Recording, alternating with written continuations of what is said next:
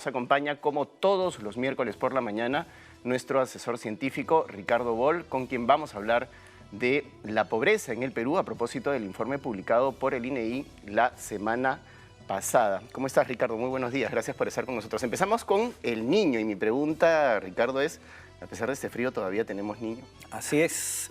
El niño, recordemos que tiene dos partes distintas. Bueno, primero, muy buenos días con todos, gracias por seguirnos. Y buenos días, Paco, qué gusto estar contigo. Sí, es verdad, el niño todavía continúa. Recordemos que una cosa es el niño global y otra cosa es el niño un poco regional, lo que llaman el niño costero, que además tiene comportamientos un poco erráticos, ¿no? A veces avanza, a veces retrocede.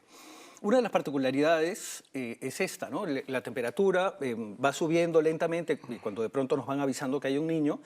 Y más bien cuando el niño acaba, las temperaturas caen, como estamos viendo en Lima y en la costa durante estos días.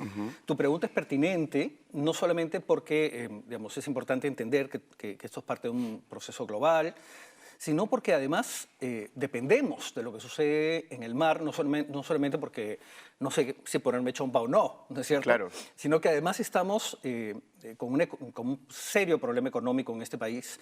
El mar siempre es una gran salida para temas de alimentación, es un tema de seguridad alimentaria. Además, recordemos que los pescadores pertenecen a una cultura muy importante, ¿no? O sea, toda una cultura pesquera muy vinculada a la naturaleza. Y el país también a nivel industrial depende de la pesca. Así que hablemos de esto, si te parece un poquito. Por supuesto que sí. Ok.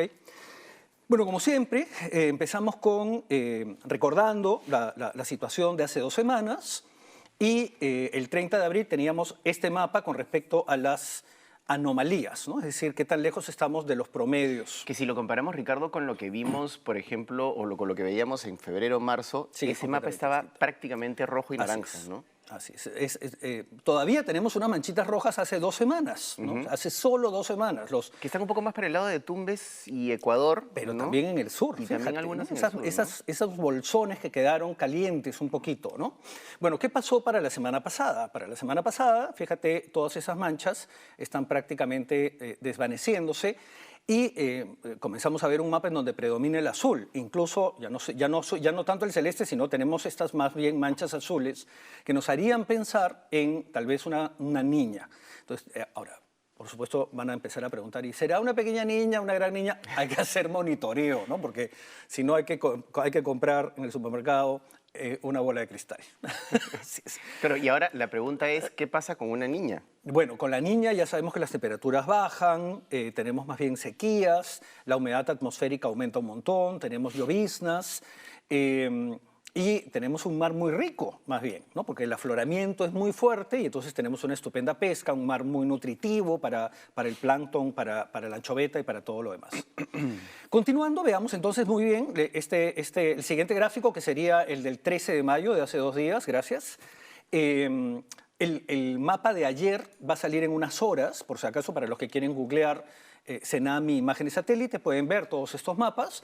Y fíjate, nuevamente ya tenemos más bien un corredor azul, ¿no? El amarillo ya casi ha desaparecido. Entonces, claramente estamos unos 1 grado, 2 grados debajo del promedio. Ahora, recordemos que el promedio no existe, ¿no? O sea, no podemos pretender que todo el mapa esté blanco y que justamente corresponde a los promedios. Ahora, ¿esto qué significa a nivel de temperaturas? Veamos el siguiente mapa y vamos a ver que todavía tenemos un fenómeno del Niño. Wow. Lo que pasa es que la costa peruana, ¿no?, comienza a enfriar producto de esta corriente peruana o corriente de Humboldt, que son estas aguas que vienen desde el sur, desde la Antártida, y bordean la costa del continente y que luego corren paralelas al Ecuador. Pero si te das cuenta, en la costa peruana además tenemos una mancha azul y eso justamente tiene que ver con el fenómeno del afloramiento. Entonces tenemos 2 procesos que están interactuando. La corriente marina, la corriente peruana que comienza a tener más fuerza y este ascenso de aguas más profundas que van enfriando aún más la costa peruana. Esto es una muy buena noticia para la pesca. Y una pregunta, Ricardo, ese vientecito frío que estamos sintiendo, a pesar de que sale el sol todavía en algunas horas del día, tiene que ver con el anticiclón. Así ¿verdad? es, ¿no? Son estos vientos que vienen un poco desde el sur, ¿no? Entonces vienen un poco más fríos, ¿no? Digamos, son vientos que no corresponden con la latitud, porque estamos muy cerca del Ecuador. Realmente en Lima estamos solamente a 12 grados del Ecuador, ¿no? Bien, ¿qué pasa a nivel de pesca, ¿no? Este mar, como vemos, es muy inestable. Entonces, veamos algunas estadísticas del desembarque de productos pesqueros, que es un gráfico de barras que nos van a mostrar a continuación. A ese ahí, muchas gracias.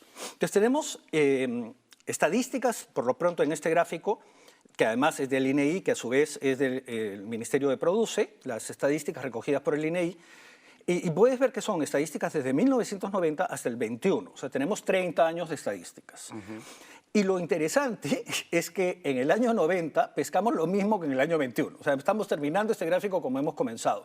Quisiera que recuerden este número, que es, digamos, 6.000 miles de toneladas métricas, pero fíjate lo inestable que es, porque en el año 94 alcanzamos el doble, 12.000 miles de toneladas. O sea, un número rarísimo como lo he leído, pero es importante porque lo vamos a ver más adelante.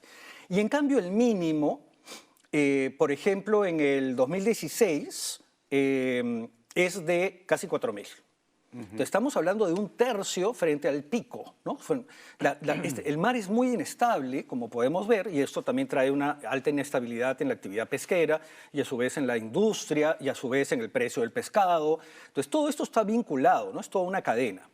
Ahora, nuestro comportamiento ha cambiado a nivel de consumo, porque ¿para qué sirve este pescado? Lamentablemente una gran parte de este va a harina de pescado, ¿no? Es decir, un consumo indirecto, también tenemos enlatados, aceites, pero también el consumo directo. Entonces veamos un poco los cambios que podemos ver desde el año 90 hasta el año 21 con respecto al consumo, que es el siguiente gráfico, por favor. Ese de ahí. En el año 90, el 10% de lo que pescábamos era para consumo humano directo. El día de hoy, el 20% es para consumo humano directo. Esto es un cambio importante porque estamos aprovechando de manera directa, literalmente, un pescado fresco, un pescado sano, y no, la industrialización es muy importante, pero implica procesos más largos, y además no siempre para nosotros, sino más bien la harina de pescado muchas veces para y es interesante cómo otros factores influyen, porque en la década de los 90 y precisamente en el año 90 hay que recordar que estuvo la epidemia del cólera, que redujo considerablemente el consumo de pescado y además, evidentemente, la cultura de consumo de nosotros mismos como población era completamente distinta. Entonces hay varios factores que influyen en estos cambios. Ha mejorado el sistema de distribución gracias a las carreteras, definitivamente no gracias a la que acabamos de ver, pero lamentablemente también en la selva tenemos que alimentar a la gente con pescado de la costa, porque recordemos que tiene altos niveles de mercurio, entonces mucha gente en la selva no se anima a comer peces locales. Ahora, ¿qué significa esto, esta cantidad de pesca realmente, ¿no? Porque tenemos estas impresiones de que el mar, ¿no?, tiene una enorme riqueza. De hecho, te cuento que cuando yo estudiaba en primaria, hace muchos años, mi libro de colegio decía que la riqueza del mar peruano era ilimitada. Cuando yo llegué a secundaria, el libro decía que la anchoveta estaba extinta en el Perú. Tuvimos que esperar 20 años para volver a pescar anchoveta en el Perú. Esto es impresionante porque claramente no entendemos lo que está pasando en la naturaleza, ¿no?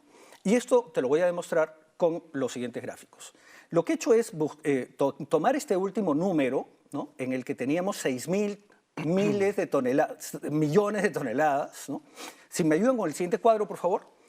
Y lo que he hecho es hacer una división a lo mensual, a lo diario. Entonces, lo que tenemos es miles de toneladas, 6.000 miles de toneladas. Mensualmente, ¿qué significa esto? 550.000 toneladas. Diario significa 18.000 toneladas. ¿Eso es lo que consumimos de pescado diario en el Perú? Eso es lo que se extrae del mar. Ah, lo que se extrae. Eso es lo que se extrae del mar. Pero, ¿cuánto es estos miles y toneladas? Veamos, sigamos viendo, por favor.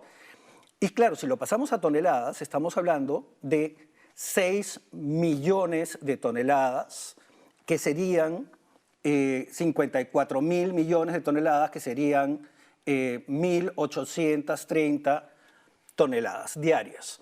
¿Y esto en kilos qué significa? Veamos el siguiente, por favor.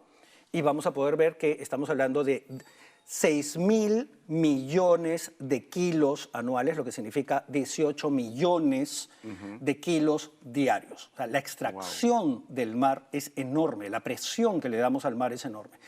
y es un mar inestable. Entonces, por eso es que tenemos que justamente continuar estudiando lo que está pasando en nuestros mares, haya niña o no haya niña, porque de esto depende la industria, de esto depende la alimentación de muchos peruanos, esto depende el estilo de vida de muchos peruanos y finalmente el futuro del país. Importantísima la información. Pero Ricardo, vamos a conversar con respecto a las cifras de pobreza que se revelaron el año pasado. Esto está altamente vinculado con la pobreza, claro, porque esta es una población altamente vulnerable. Cambia la temperatura del mar y los pescadores se quedan sin trabajo. Así es, porque hay que tener en cuenta que los índices, y recordar rápidamente algunas cifras, no estamos hablando de 29% de pobres y 31% de peruanos en posibilidad y riesgo de caer en pobreza. Y es precisamente en ese 31% donde hay algunas poblaciones vulnerables como los pescadores que dependen de este panorama de los procesos naturales, que no entendemos, que creemos que son estables. O sea, la temperatura del mar cambia un par de grados y todo el mundo, ¿no? ¿Qué pasa? ¿Qué pasa? Es lo que pasa todos los años, ¿no?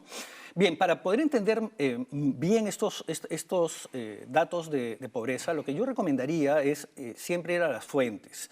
Podemos descargar estos informes que están en la página del INEI, que además están en el Twitter, están en todas las redes del INEI. El documento que salió se llama Evolución de la Pobreza Monetaria 2014-2023. Pero para los que siguen este programa, digamos, esta última noticia no ha sido novedad, porque hemos hablado de pobreza en repetidas ocasiones. Y ya el año pasado había salido un documento muy parecido, si me ayudan con los gráficos, que se llamaba Evolución de la Pobreza Monetaria 2011-2022. O sea, este es un documento que sale todos los años. Así es. Y de pronto estamos sorprendidos con los datos, como si nunca los hubiéramos conocido. Ahí están las dos carátulas, pueden ser descargados los documentos, son documentos extensos, con gráficos, con estadísticas, con análisis. Pero primero entendamos digamos, cómo se mide la pobreza. Si me ayudan con el siguiente gráfico, hay varios tipos de pobreza, ¿no?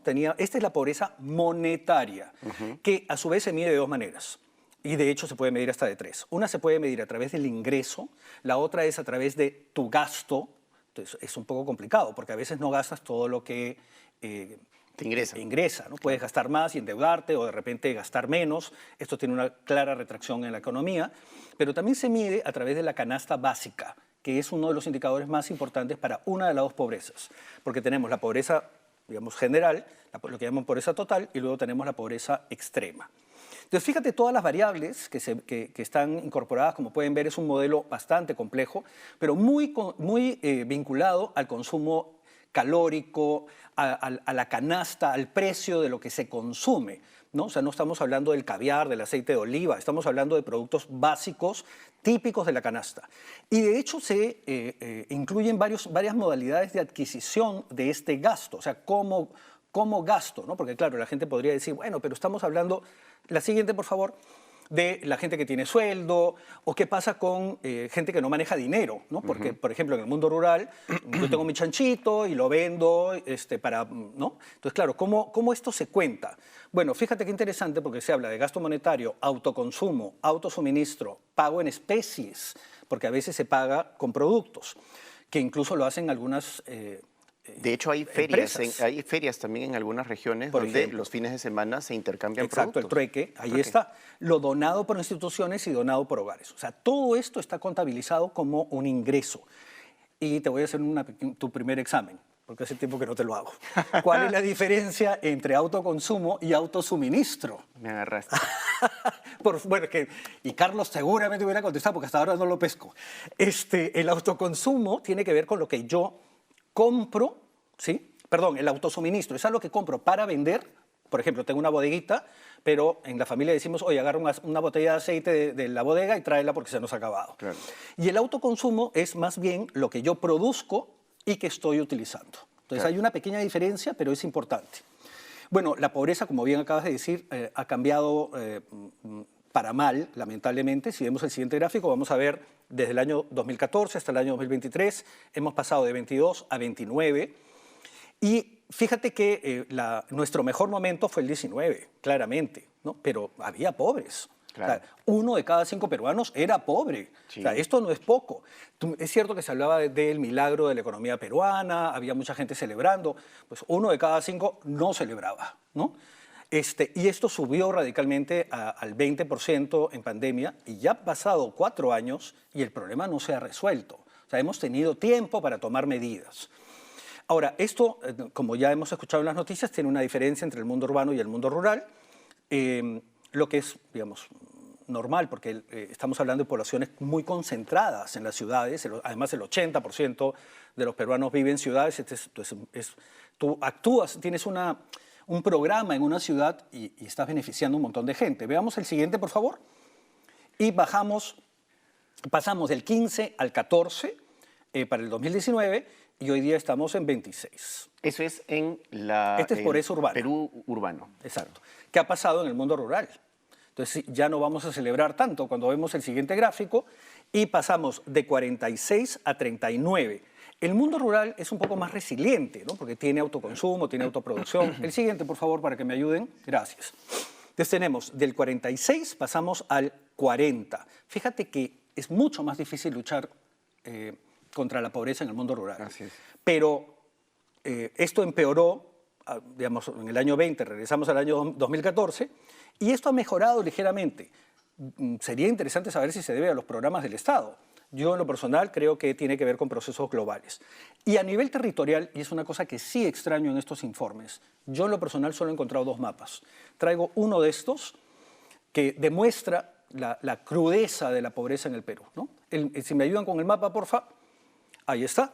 Y podemos ver que tenemos pues Cajamarca, Loreto, Puno, Huancavelica, Ayacucho, todos los departamentos clásicos. Claro. Pero de pronto aparece el Callao. El Callao, ¿por qué tendría que ser considerado pobre si tenemos el aeropuerto, tenemos el puerto, tenemos superinfraestructuras? No podemos decir que está mal comunicado, ¿no es cierto? Entonces, ¿qué es lo que está fallando, no? Entonces, está fallando otras cosas que tenemos que analizar. Esto además, como había comentado, tiene que ver con una serie de variables que tenemos que considerar. Veamos el siguiente, por favor, y vamos a poder ver qué es lo que se está midiendo. Pero si me permites un breve paréntesis, Ricardo, Dime. a mí me sorprende que entre las regiones más pobres, muchas de las regiones que ahí aparecen son regiones que cuentan con recursos de canon minero, de canon gasífero y de canon petrolero incluso. Bueno, es bien interesante porque cuando se ha hecho este estudio puramente monetario, también se ha hecho un estudio dentro del mismo documento de qué características tienen los pobres. Es decir, cómo son sus casas, cuál es su nivel educativo, tienen acceso a servicios, que tiene que ver con las otras características, con las otras formas de medir la pobreza, la multidimensional, las necesidades básicas insatisfechas, el índice de desarrollo humano. Entonces, este es un indicador, pero la gente no ha perdido su casa. Lo que sí ha sucedido es que hay gente que está yendo menos al colegio, los niños, los padres han dicho, tienes que producir, entonces hay chicos de 14, 15 años que en vez de estar yendo al colegio están trabajando. No es que les hayan quitado el agua y la electricidad, obviamente, pero han perdido su, digamos, estabilidad económica, han perdido trabajos, los sueldos no han mejorado y además los sueldos, digamos, son los mismos y la inflación ha aumentado. Entonces la gente accede a menos. Y por eso es importante ver el siguiente, donde vamos a ver justamente estas dimensiones de los temas vinculados con la pobreza. Entonces tenemos alimentos consumidos dentro del hogar, alojamiento, alimentos consumidos fuera del hogar, salud, transporte, bienes diversos, comunicaciones. Por ejemplo, el tema de alimentos fuera del hogar tiene que ver con momentos de recreación. Además, los que trabajan no siempre pueden llevar comida. Estamos hablando de educación, vestido, recreación y uno de los últimos es bebidas alcohólicas, tabaco y estupefacientes, que como puedes ver es el 0.1%. Entonces, claro, no estamos hablando de que, bueno, perdí el trabajo, voy a dejar de fumar. Estamos hablando de que cuál de estas variables ajustas. Tu comida, te mudas a un sitio más barato. O sea, antes de repente vivías en un departamentito, tú y tu pareja viven en una habitación, tus 2 hijos viven en otra y ahora tienen que mudarse a un espacio más pequeño en el que todos compartan, a un lugar más lejano donde vas a gastar más transporte. Entonces, todo esto habla de la calidad de vida de la población. Esto es importantísimo y esto no se va a arreglar con un programa social la próxima semana. Esto lo vamos a pagar la próxima década, porque, como ya sabemos, los más vulnerables son los niños. Y eso es precisamente lo más importante, Ricardo. El cortoplacismo o la miopía de algunas autoridades que piensan que esto se puede solucionar implementando un par de programas sociales y que esto se soluciona ya con un par de ministros en el campo. Y esto no es así, porque además esto tiene una dimensión multidimensional, como tú mismo has dicho, y intersectorial, que lamentablemente no estamos viendo. Una persona que tiene que buscar otro trabajo, una persona que no come bien, una persona que no se recrea, una persona que no descansa, una persona que vive en un espacio apiñado, es una persona que produce menos. Pero además esto deja una huella en nuestra salud mental. Hay miles de estudios que demuestran que el hacinamiento genera violencia, por ejemplo, ¿no? Tú quieres vivir en un sitio bonito, no en un sitio feo. Tú quieres amanecer y ver un parque, tú quieres que tus hijos, saber que tus hijos están en un entorno sano. Entonces, esto nos va a pasar factura los próximos años. Esto no se va a resolver la próxima semana, porque tenemos 4 años con esta situación. Esta es la verdadera pandemia. Esta es digamos, la factura de una pandemia que ha desordenado el país, que ha hecho que hagamos todo a la prepo, ¿no? Que no tengamos tiempo de reflexionar, de pensar bien las cosas, de asesorarnos. Esta política de ya hay que hacer, ¿no? Y después vemos qué pasa. Bueno, acá vemos lo que pasa, ¿no? Y no es un tema de toma plata, que es importante. O sea, el asistencialismo es necesario porque hay gente que no está comiendo, porque hay gente que necesita salud y porque además es una respuesta del Estado ante gente en situación de desesperación, en la que el Estado le dice, aquí estamos, no te preocupes. No podemos hacer todo, pero te vamos a ayudar un poquito con el programa Juntos, con el programa Caliwarma, con el programa Cuna Más. Yo me voy a encargar de tus hijos, te voy a dar un pequeño subsidio por ahora, para que estés un poco tranquilo y puedas mejorar en otras cosas. Pero no es estructural. Claro. Tenemos que pensar a largo plazo, tenemos que pensar en un país más organizado, en un país más productivo, en un país con... Nuestro primer capital es la población. Y tenemos que tener gente sana, gente productiva, gente formada. Nadie debe faltar al colegio en este país. Nadie debe perder una oportunidad de desarrollo personal, intelectual, artístico. No podemos darnos este lujo si queremos seguir viviendo en este país. Muchas gracias, Ricardo. Como siempre, muy ilustrativa la exposición que nos has hecho y, por supuesto, nos tiene que llamar a la reflexión no solo de parte de las autoridades, sino también de los ciudadanos. Exigir que nuestras autoridades hagan algo por mejorar y desterrar el cortoplacismo, que lamentablemente parece ser lo que siempre define a nuestras autoridades y a quienes tienen los rumbos de nuestro país.